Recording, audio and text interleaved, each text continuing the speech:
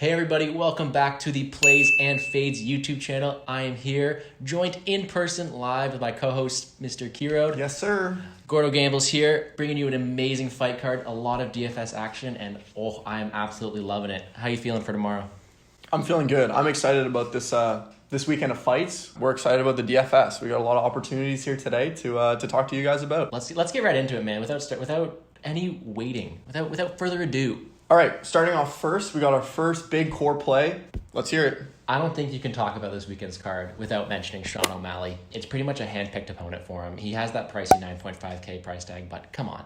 He's facing a guy fresh off the regional scene with 4 finishes. He keeps his hand low. Sugar Sean O'Malley is one of those guys who the UFC wants to keep building his resume, keep giving him those highlight reel knockouts. And I feel like this is one in the making. You can't debate it. He's minus 350 to finish inside the distance. This is one of those spots where no matter how pricey it is, no matter how chalky it'll be, it's someone you have to have. 3 of his last 4 fights, not including the Vera loss, he scored 100 points. Some even more. And with this guy... Against better opponents, too, exactly. Right? And you have this guy with no disrespect to Chris Martino, like respect for him getting into the ring and all that stuff, but he's not a high-level opponent like the guys he's faced recently. He keeps his hand super low. He's there to be hit. And we all know how good of a striker Sean O'Malley is, and it's going to be one of those sugar shows.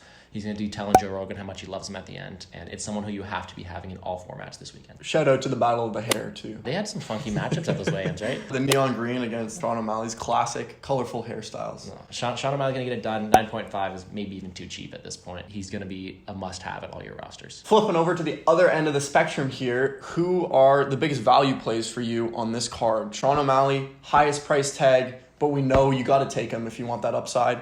Who are your value plays, though? There's a couple plays I'm looking down low in the low 7,000s. Hu Yaozong's ones that jump out. He looked massive today on the scales. He's coming down from heavyweight, coming down from light heavyweight, and he's facing someone in Amedovski who's just not a great fighter. And honestly, they're both not great fighters, but I think that when you have someone priced as low as $7,200 and the line has changed completely to, it might even be a pick 'em by tomorrow, it's somewhere where you've beaten this line movement on DraftKings. And Yaozong actually has a great path to victory here. We saw how easily Amedovski can be controlled on the ground. Now, yes, Amedovski does have that huge knockout power, but we've seen how durable Yaozong can be. And he's a young fighter taking this huge layoff, fighting at a great Tiger Muay Thai camp. If you want to spend up and get O'Malley, he's a great option to spend low because he has a lot of path to victories to win.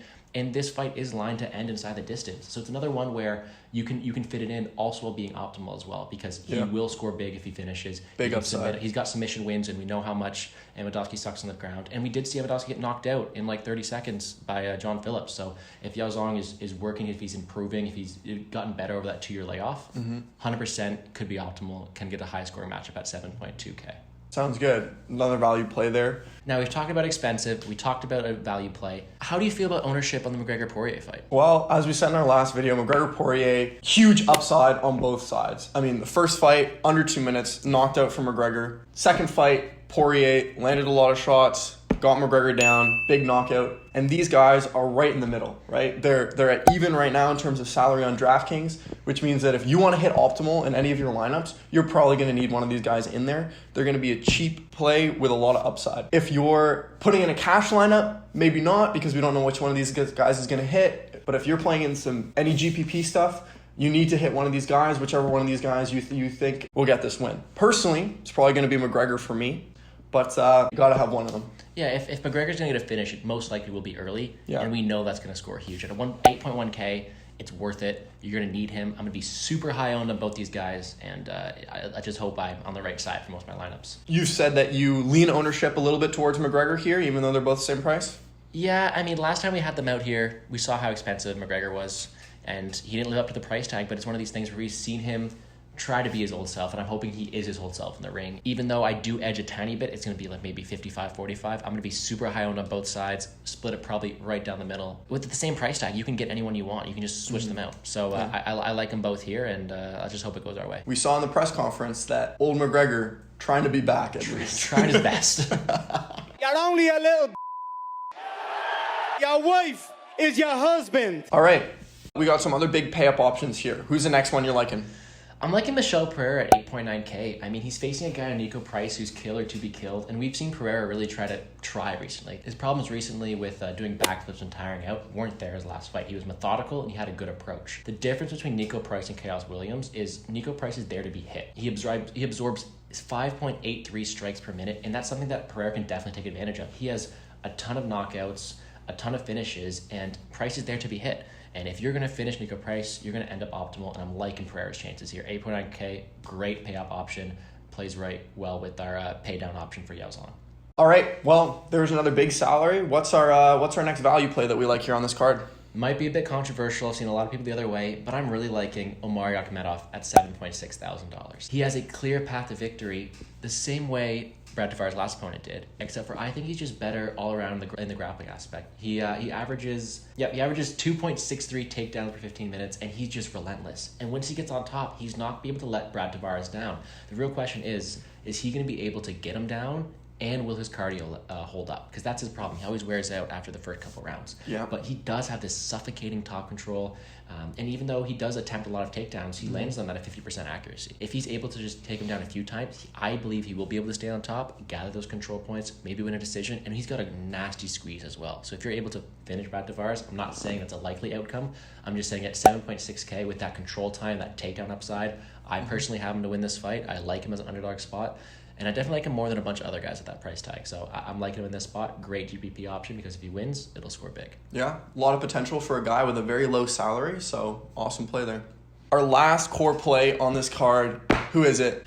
I'm going to co-main and I'm taking Wonderboy Thompson here. Yeah. He puts out volume like no other. He's got this insane accuracy that all of his strikes are counted as significant strikes because he's so accurate. He cuts off angles well. And he's facing a guy in Burns who, whereas he's done well recently, I don't think he's as good as a lot of people make him out to be. Maybe a little overrated. Yeah, he's been finished twice recently, and I think that Wonderboy is one of those guys who's just got that same technique just to finish him here. Like, he got knocked out by Usman his last time out. Yeah. It wasn't a good look for him. And I think that whereas he does have a path to victory on the ground, Burns has fallen in love with his hands so much that he's willing to stand and trade with Wonderboy, which isn't a good thing. I think that Wonderboy pieces him up on the feet for a late finish. We've seen how clean he can connect. I don't really see Burns knocking him out on the feet. So Wonderboy's takedown defense has held up recently. So if he can do that, stop the takedowns, tire out Burns, knock him out in the late rounds, great play for us. Yeah, on the feet, that spacing is going to be hard for Burns to deal with. Yeah, right? Bigger cage too. Yeah, true. Yeah. Now, those are some core plays like in cash and GPP, but we got a lot of risky plays here too. It's a big slate. Who are you liking for GPP? First guy we got for GPP is Hall here. Hall has one of the lowest salaries on the entire card, but he has the opportunity to get that finish on Topuria. Topuria has said in some stuff that he's willing to fight on the ground with Hall, and if he's willing to go to the ground with Hall, that could lead to a finish. Although it's not maybe the most likely scenario that we're going to see, it's definitely a possibility. He goes for those little grabs on the ground, he gets the leg, and if he gets him in that leg lock, he gets him in a heel hook, he could finish this, huge upside, but at the same time, he does have a very low floor, and that's why he's one of our GPP plays, right? In cash, maybe not, but GPP, guy has the ability to finish this fight, especially if Topuria is so confident that he's gonna overcommit, try to fight him on the ground, which is exactly where Hall wants to be.